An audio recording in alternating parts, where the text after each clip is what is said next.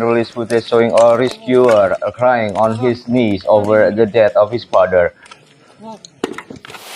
From Jakarta, Indonesia. Student kidnapping in Nigeria, NATO and European security separate Biden and Trump. Ukrainian rescuer mourn finding his father also victim of a deadly Russian attack. MLINE Totally Updates powered by VOA, Voice of America. The last set of children from the more than 100 students and staff who were abducted from their school in Nigeria on March 7 have returned to home.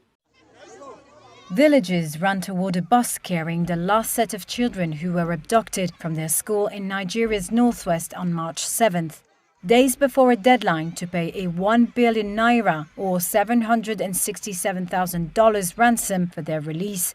The army announced it had rescued all 137 hostages, but only 127 were taken back to the village, and 10 stayed back in town for further medical treatment.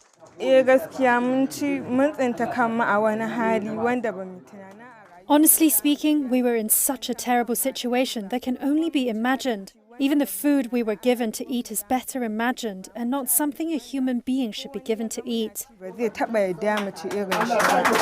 Abductions at Nigerian schools were first carried out by jihadist group Boko Haram, which seized 276 students from a girls' school in Chibok in northeastern Borno state a decade ago.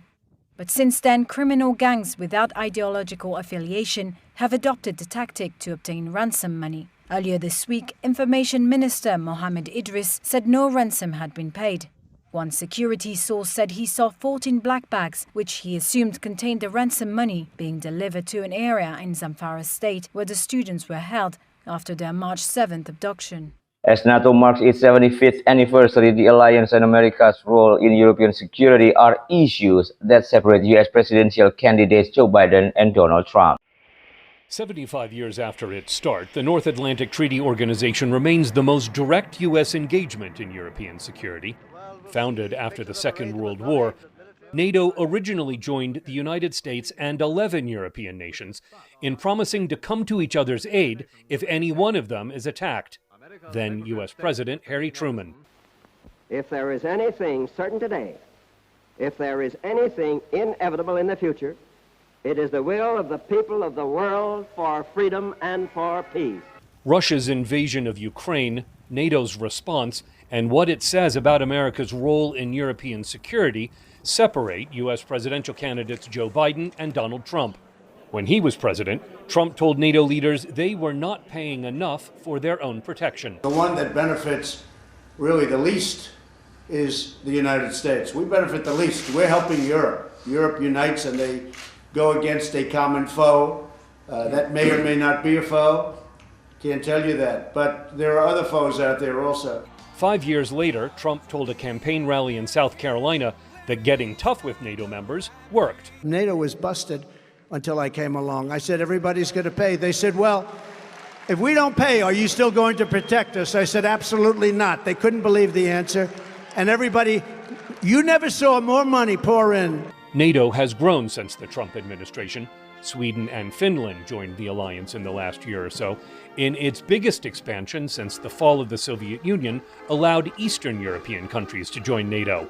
Biden says standing up to Russian aggression together shows NATO is working. Before the war started, I told Putin that if he invaded Ukraine, NATO would not only get stronger, but would get more united.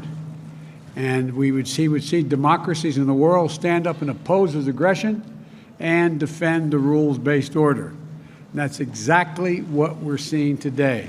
As president, Trump prioritized relations with Russia and Vladimir Putin. Campaigning for a second term, he recalled a NATO leader asking about Russian threats. One of the presidents of a big country stood up and said, well, sir, if we don't pay and we're attacked by Russia, will you protect us? I said, you didn't pay? You're delinquent? He said, yes, let's say that happened. No, I would not protect you. In fact, I would encourage them to do whatever the hell they want. Biden says that approach to European security is dangerous for America. A former Republican president tells Putin, quote, do whatever the hell you want. That's a quote. A former president actually said that bowing down to a Russian leader, I think it's outrageous, it's dangerous, and it's unacceptable. Trump told the conservative British television network GB News that he backs NATO if everyone pays their fair share. If they play fair, if they start to play fair, America's there. Yes, 100%, 100%. Thank you. Biden says NATO is stronger and more united than ever and is central to the foreign policy goals of his re-election campaign. Scott Stearns, VOA News. The Ministry of Internal Affairs of Ukraine released footage showing a rescuer crying on his knees over the death of his father. Volodymyr Lokhinov and his father Vladislav were working at the scenes of a Russian strike in Kharkiv when a second strike killed 3 rescuers, including the father. The father and son work in different units, but both teams rushed to the scene shortly after the strike. They work side by side, separated by several buildings. Ukrainian officials said a Russian drone attack overnight killed at least 4 people and injured 10 others in eastern city of Kharkiv. The voice of America.